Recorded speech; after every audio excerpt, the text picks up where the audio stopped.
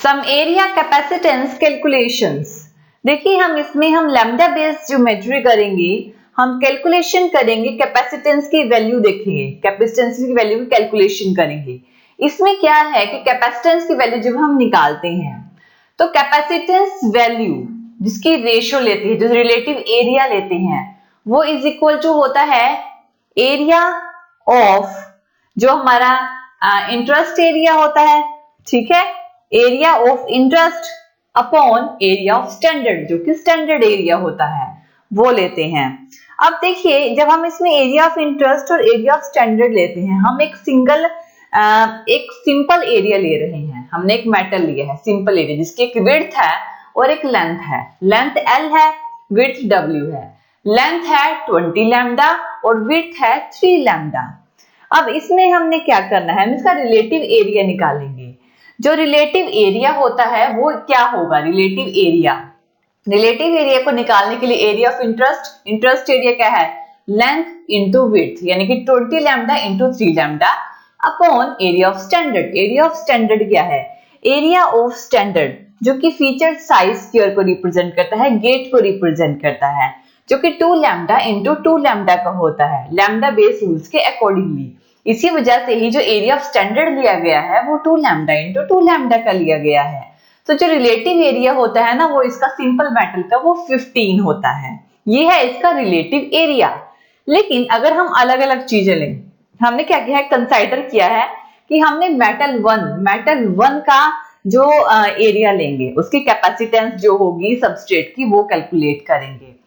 तो हमने कंसाइडर करना है एरिया सिर्फ मेटल वन का। हमने हमेशा ये हमने लास्ट टाइम भी ये चार्ट करवाया था, इस चार्ट के अकॉर्डिंग इनकी स्टैंडर्ड वैल्यूज होती है, अलग अलग चीज की अलग अलग कैपेसिटेंस होती है, यानी गेट के चैनल की, डिफ्यूजन की, पॉलीसिलिकॉन की, मेटल 1, मेटल 2, मेटल 1 सबकी अलग अलग होती है। ये 5 म्यूएम टेक्नोलॉजी के लिए, 2 म्यूएम टेक्नोलॉजी के लिए और 1.2 म्यूएम टेक्नोलॉजी के लिए।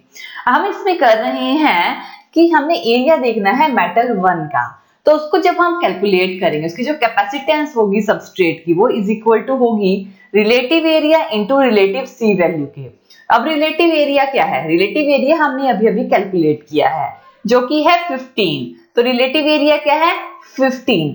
अब रिलेटिव सी वैल्यू क्या है इसकी, किसकी, मेटल 1 की बात हो रही है यहाँ पे, मेटल 1 की। और मेटल 1 के केस में मेटल 1 ऑफ सबस्ट्रेट, इसकी जो रिलेटिव सी, ये वाली जो ब्रैकेट में वैल्यू होता है रिलेटिव सी वैल्यू होती है जो कि 0.075 होती है। तो यहाँ पे क्या होगा, रिलेटिव एरिया 15 इंटू रिलेटिव सी वैल्यू जो कि 0.075, ठीक है। और ये जो सिंबल है स्टैंडर्ड यूनिट ऑफ कैपेसिटेंस का सिंबल को रिप्रेजेंट करेगा, और ये इसके इज इक्वल टू होगा 1.125। ये क्या है, जो ये जो सिंबल है, इसका सिंबल है जो कि हमारे स्टैंडर्ड यूनिट ऑफ कैपेसिटेंस होगी, ठीक है। तो ये कैपेसिटेंस है सबस्ट्रेट की, हमने सबस्ट्रेट की कैपेसिटेंस कैलकुलेट की है। अब देखिए इसमें मेटल एक की कैपेसिटेंस, सबस्ट्रेट के मेटल कैपेसिटेंस कितनी है 1.125, जो कि टाइम्स है, जो कि हमने कैलकुलेट की है उसके feature size square gate area से। अब देखिए हम इसमें पॉलीसिलिकॉन की लेंगे, हमने मेटल 1 की ली, अब नेक्स्ट हम पॉलीसिलिकॉन की लेते हैं, पॉलीसिलिकॉन जो कि ये है, अब हम इसकी लेंगे। ऑब्वियसली रूल यही रहेगा, कैपेसिटेंस ऑफ जो हम ले रहे हैं, कंसाइडर कर रहे हैं, एक सेम एरिया पॉलीसिलिकॉन का ले रहे हैं, तो रिलेटिव एरिया इनटू रिलेटिव सी वैल्यू, रिलेटिव एरिया वही रहेगा 15, और पॉलीसिलिकॉन की बात हो रही है तो इसकी जो एवरेज, जो इसकी रिलेटिव सी वैल्यू है वो है 0.1, यानी 15 इंटू 0.1, ठीक है ना, जो इज इक्वल टू होगा 1.5 के, 1.5 जो कि स्टैंडर्ड यूनिट ऑफ कैपेसिटेंस, ये किसका सिंबल है, स्टैंडर्ड यूनिट ऑफ कैपेसिटेंस का, जो कि 1.5 स्टैंडर्ड यूनिट ऑफ कैपेसिटेंस रहेगा। ये पॉलीसिलिकॉन की आ गई। मान लीजिए हमने एक और निकालना है, एन टाइप डिफ्यूजन निकाल रहे हैं हम डिफ्यूजन में, ठीक है, एन टाइप डिफ्यूजन जिसकी रिलेटिव सी वैल्यू होती है 0.25, तो ऑब्वियसली रूल यही रहेगा एन टाइप डिफ्यूजन के लिए भी, तो क्या होगा 15 इंटू 0.25, ठीक है, जो कि 3.75 रहेगा, 3.75 जो unit of standard unit of capacitance रहेगी। तो इस तरह से हम इसको निकालते हैं, कैलकुलेट करते हैं। अब आगे चलते हैं कि हमने कैलकुलेशन करनी, एक और कैलकुलेशन करेंगे कि एरिया हम ले रहे हैं कैपेसिटेंस का। इसमें अभी तो हमने किया है सिर्फ एक ही चीज, या तो पॉलीसिलिकॉन की ही ली है, या एन टाइप डिफ्यूजन ही किया है, या मेटल 1 ही किया है। लेकिन अगर हम कैलकुलेट कर रहे हैं कैपेसिटेंस को एक पूरे स्ट्रक्चर के साथ, यानी कि जिसमें सिर्फ मेटल की लेयर नहीं है, और भी लेयर है, डिफ्यूजन भी है, एम भी है, एक कट भी दिया गया है, तो इस तरह से हमने इसकी करेंगे, हम ये इसी को लेके हम इसे सॉल्व करेंगे। अब देखिए, ये है डिफ्यूजन एंड डिफ्यूजन, ये है पॉलीसिलिकॉन की लेयर, ये मेटल 1 है और इसमें कट दिया गया है, ये 4 लैम्डा इंटू 4 लैम्डा का, इसके बीच में जो गैप है वो 1 लैम्डा का है, ये 2 लैम्डा का है और ये भी 2 लैम्डा का है। अब हम इसमें कैलकुलेट करेंगे, हमें ये दिया गया है, कैपेसिटेंस कैलकुलेशन करेंगे इसकी। जब हम इसकी कैलकुलेशन करेंगे तो इसमें क्या है, हमारे पास मेटल का एरिया दिया गया है, ये क्या है, मेटल का एरिया, मेटल का एरिया है वो होगा 100 लैम्डा का।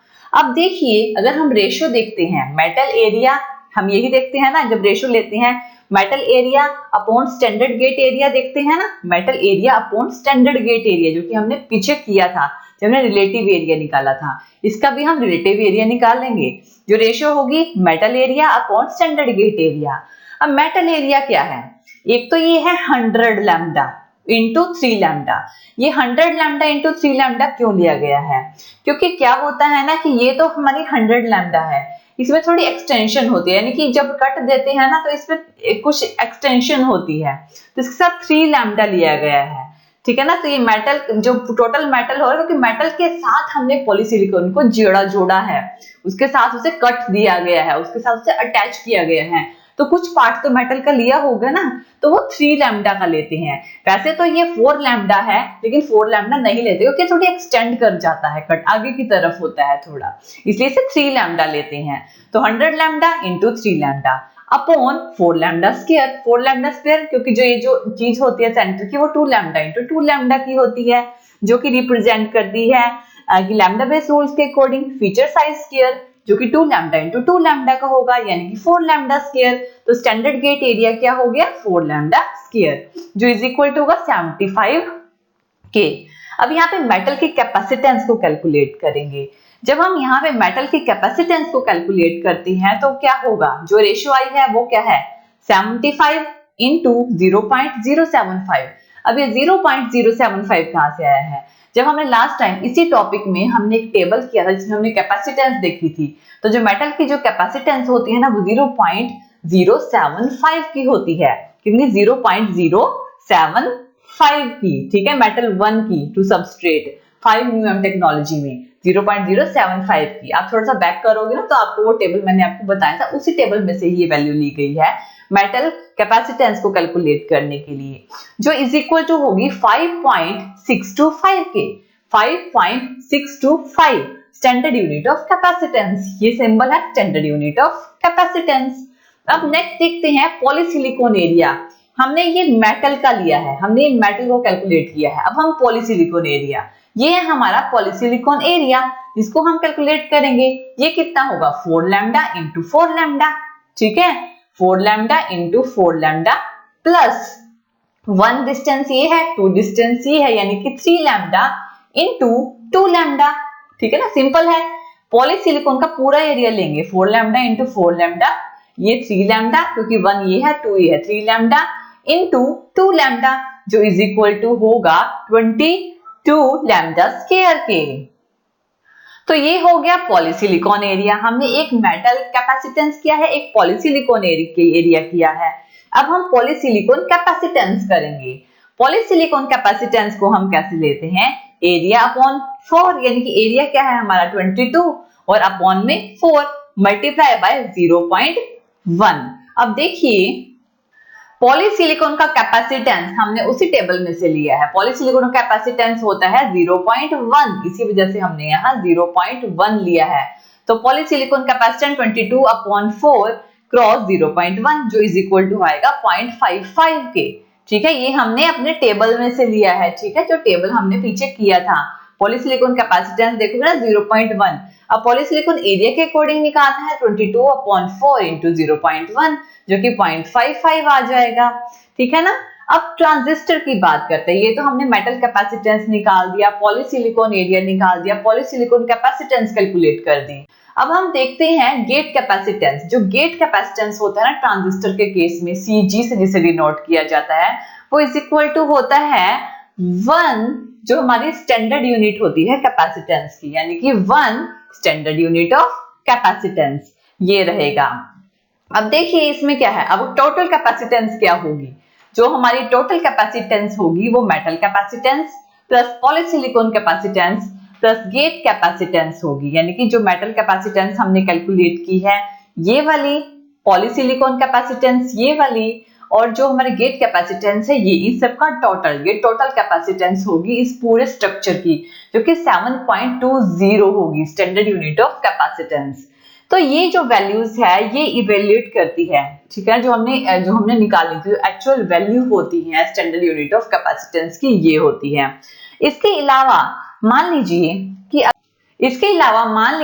अगर ये हमारे पास मेटल की विड्थ है, ये मेटल की विड्थ, ठीक है, हम उसे 4 लैम्डा तक इंक्रीज कर देते हैं। वैसे हम इसे 3 लैम्डा लेते हैं, लेकिन मान लीजिए हम इसे 4 लैम्डा तक इंक्रीज कर देते हैं, तो उस टाइम पे जो कैपेसिटेंस होगी, ठीक है, कैपेसिटेंस कौन सी, मेटल की कैपेसिटेंस, वो इंक्रीज हो जाएगी, वो 7.5 हो जाएगी, ठीक है ना। और कैपेसिटेंस जो होगी कंप्लीट स्ट्रक्चर की, पूरे स्ट्रक्चर की कैपेसिटेंस भी इंक्रीज होके 9 हो जाएगी, 9 स्टैंडर्ड यूनिट ऑफ कैपेसिटेंस हो जाएगी।